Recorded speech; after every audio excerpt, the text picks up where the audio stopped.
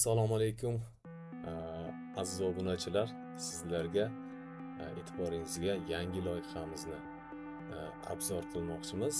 Ushbu loyihamiz Intellect Office AI loyihasi hisoblanadi. Bu nima ish qiladi deganingizga, albatta bu sayt manzili mavjud. Tirasiz Intellect Office uz sayt domeni ostida ishga tushadi.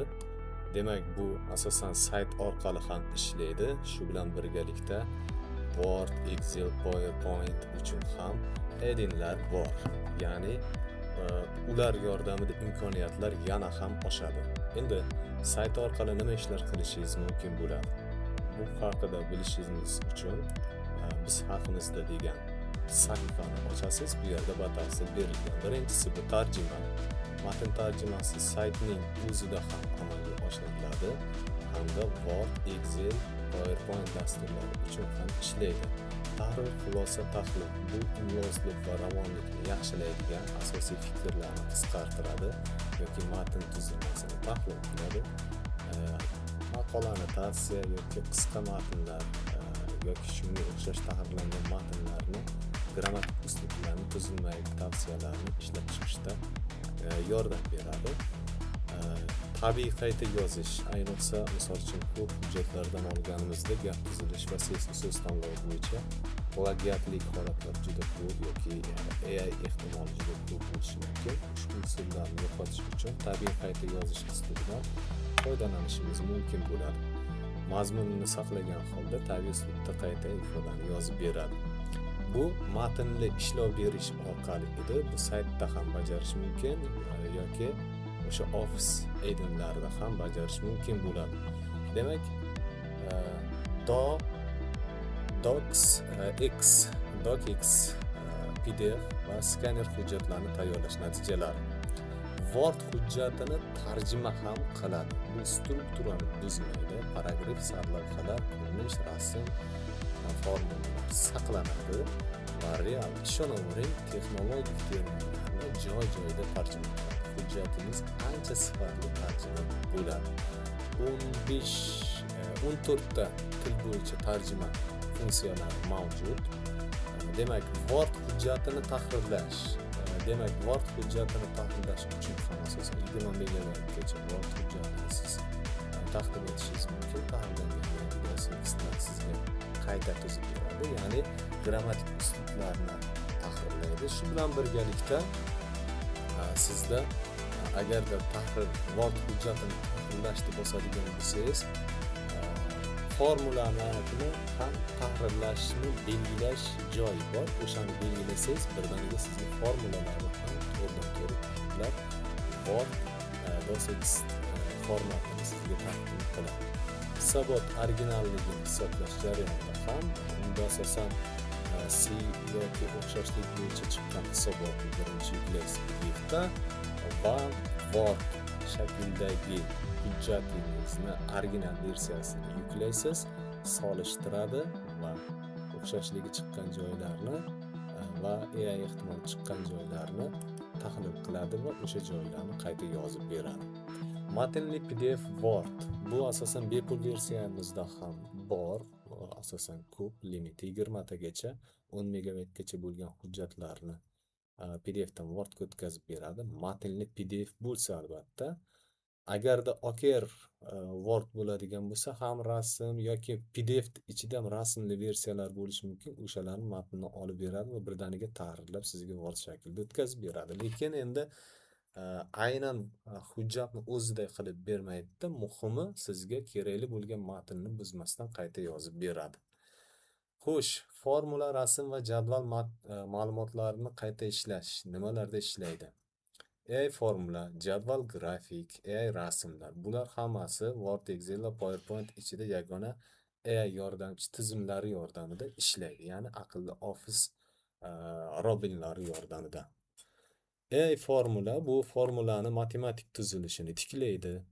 LaTeX uslubda Word faylini ichida yozayotganingizda o'shani noto'g'ri bo'lgan formulani matnli shaklini belgilab to'g'rilashni bossangiz, to'g'irlanadi. Buni batafsil keyingi video davomida ko'ramiz har bittasini. Demak,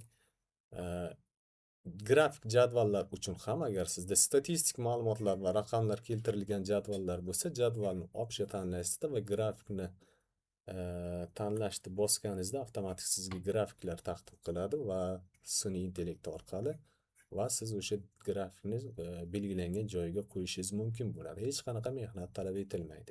Rasm sifatsiz rasmlarni qayta yaratib beradi yoki sizning promptingiz asosida yangi rasmlar ham yaratib beradi. Word hujjatini o'zida albatta. Xo'sh, Word Assistant, Excel Analytics yoki PowerPoint Studiolar bular asosan o'rnatish bepul. Tariflar bo'yicha keladigan bo'lsak, asosan bepul tariflarda ham ko'p narsalar bor. Shuni aytishimiz kerakki, ushbu loyiha asosan Room Publishing Group MCG kompaniyasi tomonidan Intellect Office AI ishlab chiqaruvchi brend ostida ishlab chiqilgan. Demak, kerakli xizmatlarni tanlash va limitlarni boshqarish uchun tariflar yordamida belgilangan tariflar asosida siz amalga oshirishingiz mumkin bo'ladi. Xo'sh, tariflarga keladigan bo'lsak, 10,000 so'z. Ko'pincha mana bilamizki, Tilmochga o'xshaydigan dasturlar ham bor, tarjima bilan va tahrirlash bo'yicha faqat ishlaydi. Bizda esa ko'p smartli versiyalar bor. Ularda esa asosan kunlik limit beradi, lekin belgilar soniga qarab beradi. Bizda esa so'zlar soni. Mana shu joyga e'tibor berasiz. So'zlar soni hajm jihatdan ancha yuqori hisoblanadi. Bu degani sizga berilgan limitimiz ancha katta hisoblanadi. Narxga nisbatan hamda arzon hisoblanadi. Sinab ko'rishingiz mumkin. Bundan tashqari sizga kerakli xizmatlar rasmlarga nisbatan tariflarga kam berganmiz. Bepul versiyasida shu jumladan yo'q. Pullik versiyasida 3 ta rasm ko'rsatganmiz. 33,000 so'mlikka, 59 minglikka misol uchun 7 ta rasm yoki 99 minglikka 15 ta rasm. Chunki rasm xarajatlari juda ko'p rasm yaratish bo'yicha, lekin individual ravishda bizda individual tarifda kerak bo'lgan mahsulotingizni alohida sotib olishingiz ham mumkin bo'ladi. Misol uchun sizga faqat rasm kerak yoki Word kerak yoki original hisobotni qayta yozish kerak yoki tarjima kerak. Bittasini tanlaysiz, belgilangan xizmatlar asosida bemalol sotib olsangiz bo'ladi. Hamma arzon tushadi. Demak, bizda asosan hujjatlar bular hammasi Word faylini yuklaysiz, sizga Word shaklida qilib beradi yoki mana bularda PDF ni yuklaysiz, Word shaklidagi hujjatingizni qilib beradi. Okerni asosan PDF yoki rasmni yuklaysiz, Word shaklida hujjat qilib beradi. Bular hammasi Word hujjat talab qiladi, mana bu 3 tasi.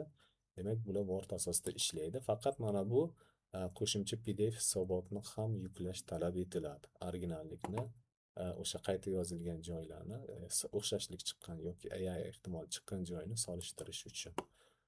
Word tarjimasini ham, misol uchun Word faylini yuklaysiz, tilni tanlaysiz, asl til qaysi va tarjima tili qaysi tanlaysiz va Word faylini tarjima qilish orqali bosasiz va sizga tayyor Word faylini qilib beradi. Tahrirlash jarayoni uchun ham xuddi shunday. Ko'pchilikda asosan tahrirlash bilan muammo bor.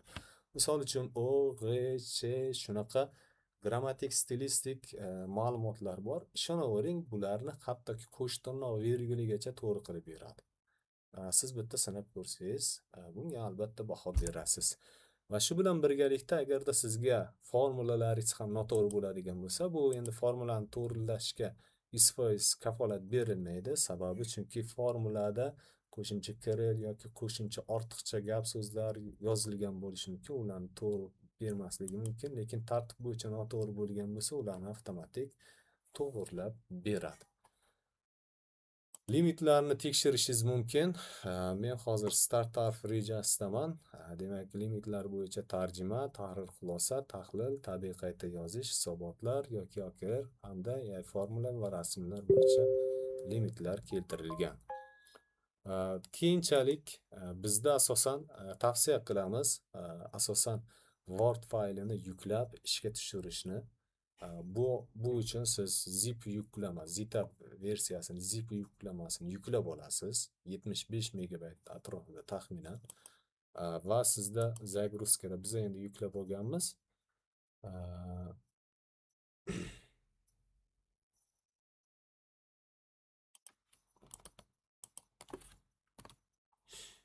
Xo'sh.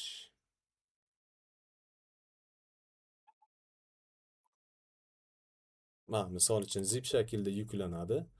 Zip shaklini o'zidan zitapni ishga tushirib o'rnatsangiz bo'ladi va o'rnatganingizdan keyin sizga desktop ishga tushadi. Demak, desktop bu to'g'ridan to'g'ri rабочий stolga ham ko'rinadi. Demak, ko'rishingiz mumkin. Intellect Office AI logotip bilan belgilangan tartibda ishga tushirilgan. Va siz kirish uchun to'g'ridan to'g'ri desktopdan ham kirsangiz bo'ladi. Bosasiz, kerakli login parolni terib kirishingiz mumkin bo'ladi. Misol uchun Google orqali ham kirsangiz bo'ladi. Muammosiz Google orqali kirishni ham biz qo'yganmiz. Ya'ni ro'yxatdan o'tishga ko'p vaqt talab qilmaydi. Bu shu uchun qo'yilgan. Agarda sizga Google akkauntingiz bo'lmaydigan bo'lsa, alohida o'sha elektron pochtani orqali bepul ro'yxatdan o'tishingiz mumkin bo'ladi. Bitta narsani aytishimiz kerak. Bizda har qanday xizmatimiz ro'yxatdan o'tmasib bo'lmaydi. Ro'yxatdan o'tish bepul, hech qanaqa pul talab qilinmaydi, sizdan karta kiritish talab etilmaydi. Tariflarni to'lashda uchun ham faqat o'sha to'layotgan paytingizga kerakli kartalarni so'rash mumkin. Klik orqali ulangan rasmiy tartibda bo'ladi hammasi va ishonchli bo'ladi.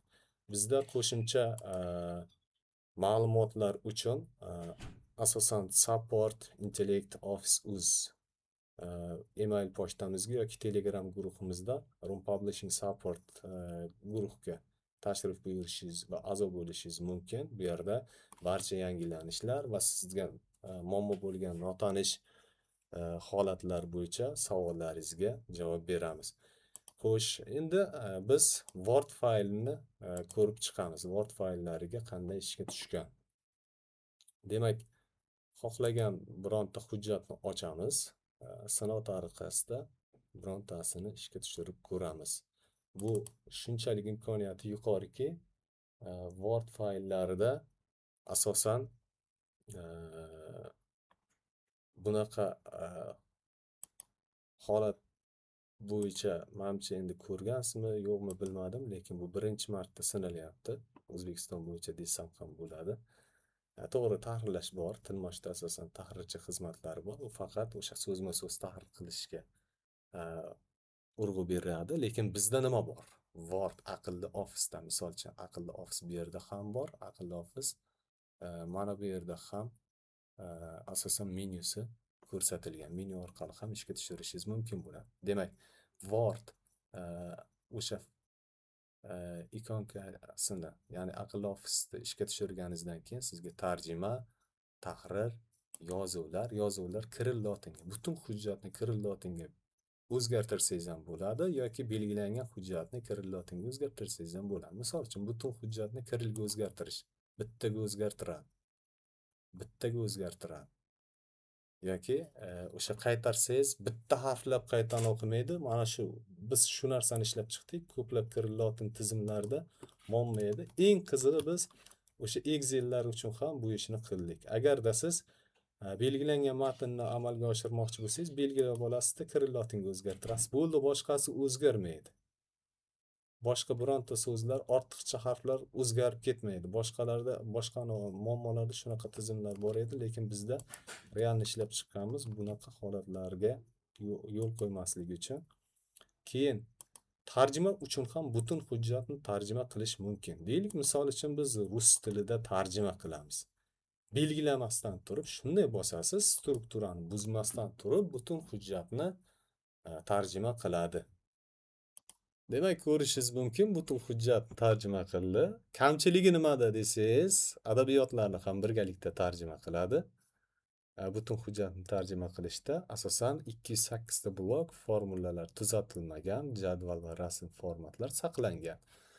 Formulalarni tuzatishdan oldin qo'ydik, lekin qayta olib tashladik. Sababi formulalar tuzatishda bir nechta formulalarni buzish holatlari ham vujudga keldi. Shu uchun tarjimaga bizga kerak yo'q deb formulani tuzatishda olib tashladik. Lekin realni asosan tarjima qilgan. Mana bu Jinchan asosan reagentni nomi bo'lgani uchun tarjima qilmagan.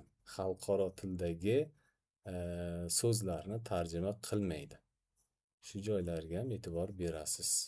Demak, qolgan ma'lumotlar joy-joyida o'zgartirmasdan tarjima qilgan. Faqatgina mana u endi grafik teachini tarjima qilmagan.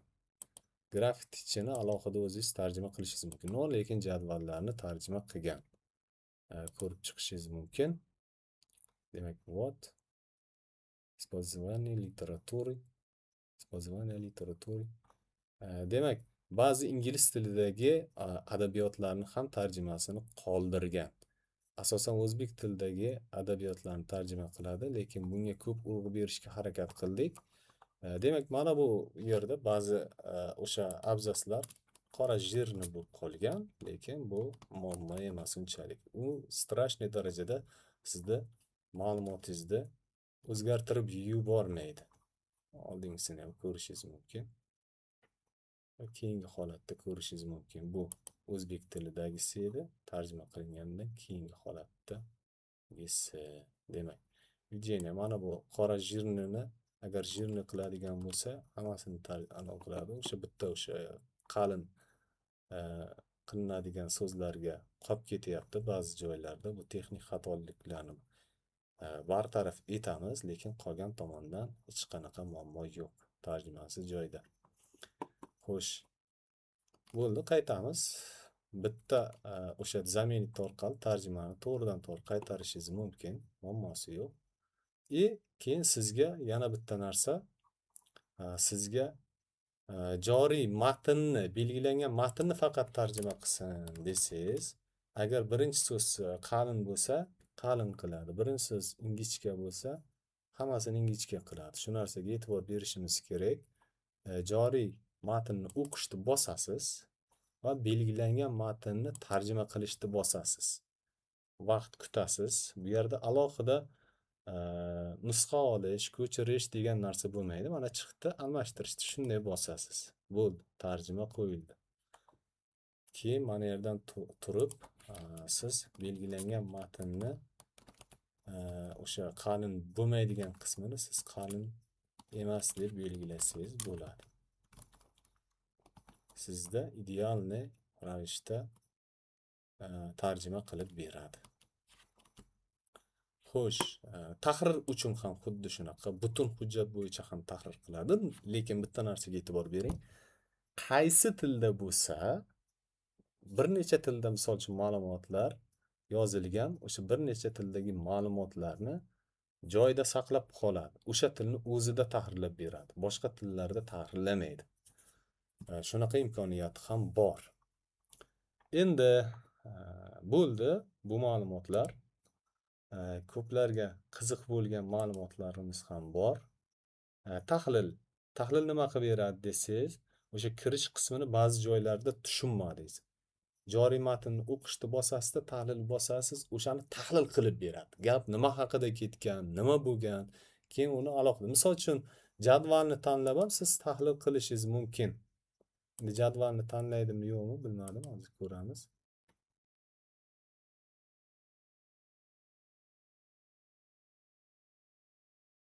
Jadvalni tanlamasa kerak.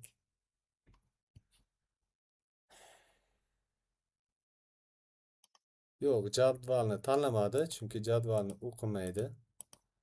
Shu joyi bor. Keyingi versiyalarda jadvalni o'qiydigan versiyasini ham ishlab chiqamiz.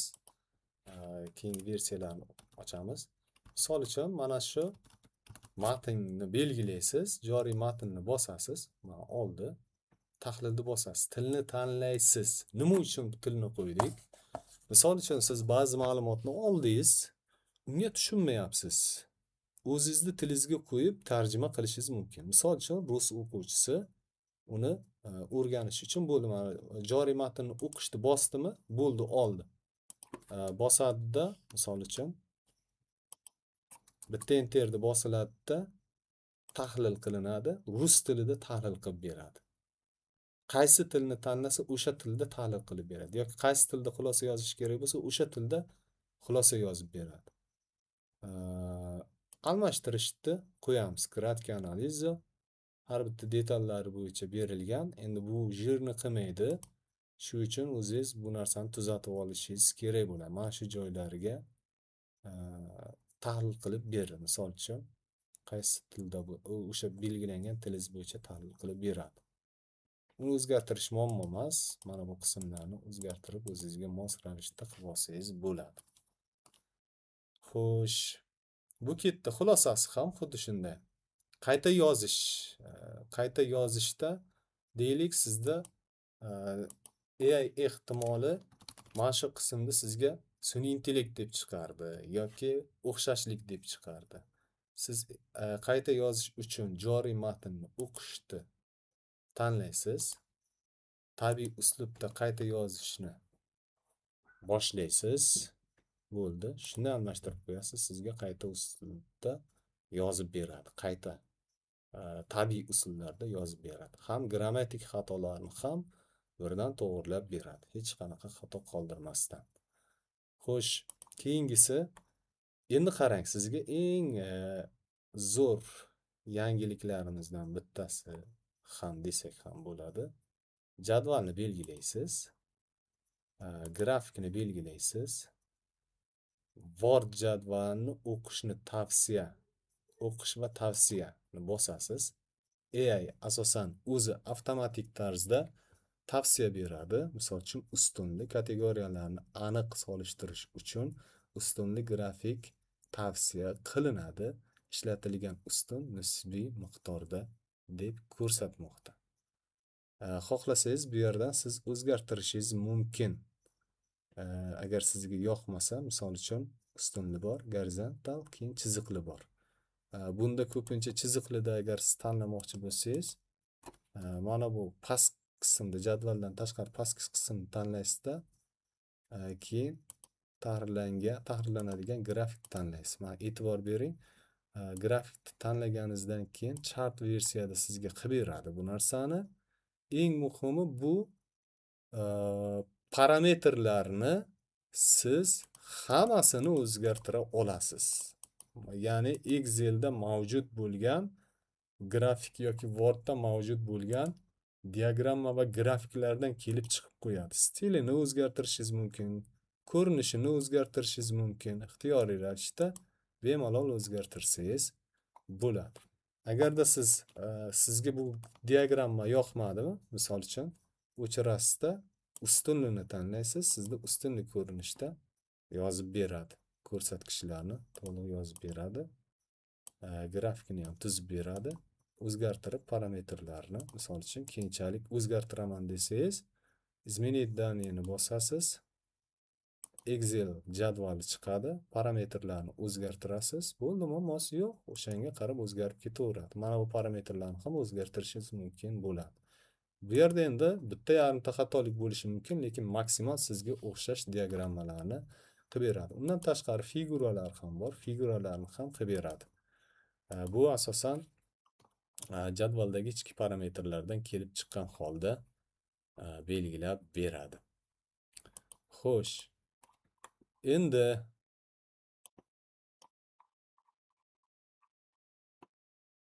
bundan chiqamiz. Xo'sh, bizda qaysi maqola kerak? Mana shu maqolani ochaylik.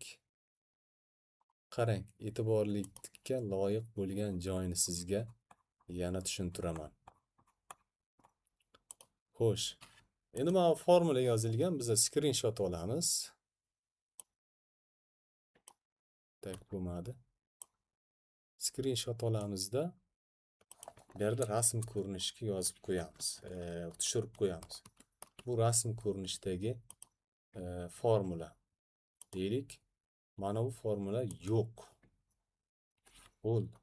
Bu formula yo'q, faqat rasm ko'rinishidagi formula. Buni qanday qilsak bo'ladi, to'g'rilasak bo'ladi degan fikr, qayta yozish kerak degan fikrlar bo'ladi. Buni muammosi yo'q endi. Formulani tanlaysiz. Rasmni tanlab qo'yasizda, formulani o'qish tanlaysiz. O'ng tomonda mana formula rasmini tanladi. Rasmdagi formulani o'qish bosamiz, ozgina kutamiz. Natija chiqadi. joy ochamiz.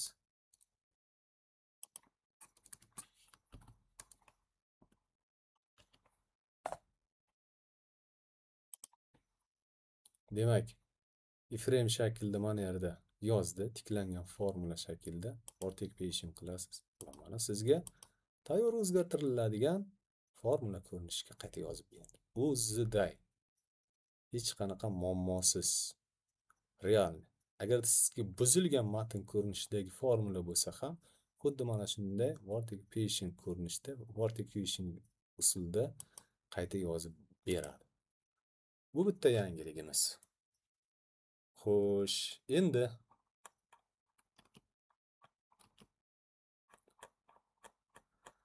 yana qanday yangiligimiz bor? Xo'sh. Sizga bironta rasm kerak. Deylik, ko'p o'zgaruvchi kriptografik tizimlar va ularning tahlili bo'yicha rasm qilib ber deb prompt yozamiz. Shunday qilaylik. Birinchi mana rasm tanlangan rasmni tozalash kerak, bo'lmasa yozib bo'lmaydi. Mavzusiga mos rasm tayyorlab ber. O'zbek tilida yozavering. Tushunadi va generatsiya boshlandi. Demak, rasmimiz tayyor. Endi bu chat modullar orqali ishlagan sababli sizga konkret qanday darajada qilib berishini bilmaymiz. Mana sizga rasm, lekin mashina qilib beradi. Chatga qilib beradi. Ko'rishingiz mumkin. Ko'p o'zgaruvchilarning xususiyatlari, tahlil usullari, xavfsizlik mezonlari. Rasm tayyor. Xohlasangiz qanaqadir texnik vositalarni strukturasini so'rashingiz mumkin. Sizga real rasm qilib beradi. Ko'rishingiz mumkin. Xuddi shu uslubda. Bu asosan bizda o'sha aql ofisimizni ishlash tamoyillaridan yana bitta yangilik hisoblanadi. Xo'sh, agarda sizga buzilgan rasmlar, sifatsiz rasmlar bo'lishi mumkin. Deylik, bironta sifatsiz rasmli faylni topaylik. Qayerda bo'lishi mumkin? Xo'sh. Imkon qadar topishga harakat qilamiz. Yo'q. Bo'lmas.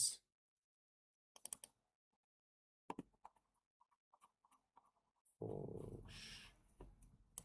Bu hammas.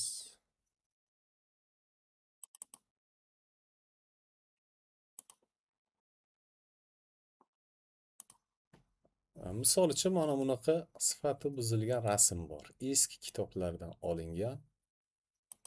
Razрешите berasida. Rasmni tanlaysiz, aqlli ofisda ishga tushiramiz. Demak, rasmni tanlaysiz. Bosasiz, hech qanaqa prompt yozmasdan ofisdan rasmni tanlashni bosasiz, tanlaydi. Generatsiyani bosasiz. Sifatni oshirish uchun prompt yozish shart emas. U ichki backendda prompt yozilgan sifatni oshirish bo'yicha. Kutamiz jarayonni. Demak, bu asosan rasmni ranglarini o'zgartirmadi. Faqat o'sha sifatli rasmni qilib berdi. Sal boshqacharoq tartibda qilib berdi.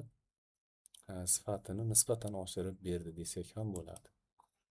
Bu oldingisi, bu keyingisi ko'rinishimiz. Xuddi shunaqa vazifalarni bajarish imkoniyatlari amalda bor bizda. Bemalol foydalanishingiz mumkin bo'ladi. Bu hozircha aytib qo'yganimiz ma'qul. Siz faqat birinchi ochgan Word'ingizda ishlay olasiz. Qachonki boshqa Word'da ishlatmoqchi bo'lsangiz, oldingi ochilgan Word'ingizni o'chirib, boshqa Word'ingizni qayta ochishingizga to'g'ri keladi. Bu vaqtinchalik. keyinchalik o'sha bir necha oynaga ishlaydigan versiyasini ham qilamiz. Chunki bu asosan bitta login bilan bog'liq va tokenli versiyasini bir nechtaga ko'paytirsak, yangi versiyamizda ham Xudo xohlasa bir nechta oynalarda, Word oynalarida ishlash imkoniyati bo'ladi. Demak, bizda asosan Excel'da ham ishlatsangiz bo'ladi. Excel'da nima imkoniyatlar bor desangiz, aqlni ofisda ishga tushirasiz. Bir marta ro'yxatda o'tsangiz mana yerga bor, o'sha davom etish yordamida bemalol davom etishingiz mumkin. Demak, AI tahlil bor, jadval bor, belgilangan jadvalda hisob-kitoblar bor, tanlaysiz, tanlangan diapazonni o'qishni bosasizda formula tuzishni qo'yasiz, o'shanga mos ravishda jadvalning statistikasini o'zi o'qiydi va mos ravishda funksiyalar qo'yib beradi. Kerakli hisob-kitoblarni qo'yib beradi. Grafiklar ham xuddi shunaqa, jadvalni tanlaysiz, o'shanga mos grafiklar qo'yib beradi. Rasmlar ham ishlaydi. Demak, bizda Krillotn Excel'da ham ishlaydi. PowerPoint'da asosan Word 2 bilan deyarli bir xil ko'rishingiz mumkin.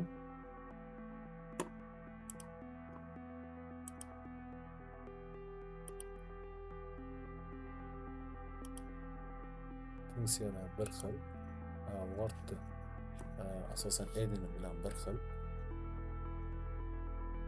E'tiboringiz uchun rahmat. Sizlarga asosiy ma'lumotlarimiz shulardan iborat edi. Agarda qanaqadir savollar bo'ladigan bo'lsa, bizning Arum Publishing Support guruhimizda screenshot orqali o'sha nosozliklar, xatoliklar bo'ladigan bo'lsa qoldirishingiz mumkin. Bizda xizmatlarimizdan foydalanish uchun kerakli tariflarni tanlab, klik orqali to'lovlarni xavfsiz amalga oshirishingiz mumkin. Barcha mualliflarning huquqlari va hujjatlari himoyalangan bo'ladi va sizning hujjatlaringiz boshqa mualliflarga yoki boshqa shaxslarga, ikkinchi yoki uchinchi shaxslarga, hattoki o'zimizga ham uzatilmaydi. Shu joyning o'zida o'chirib yuboriladi, bazada saqlanmaydi. Agar sizda qo'shimcha savollar bo'ladigan bo'lsa, bizga bog'lanishingiz mumkin. Intellect Office AI sizning hamrohingiz. Aqlli ofis bilan siz yanada ko'proq smart ishlarni bajara olasiz degan umiddamiz. Rahmat.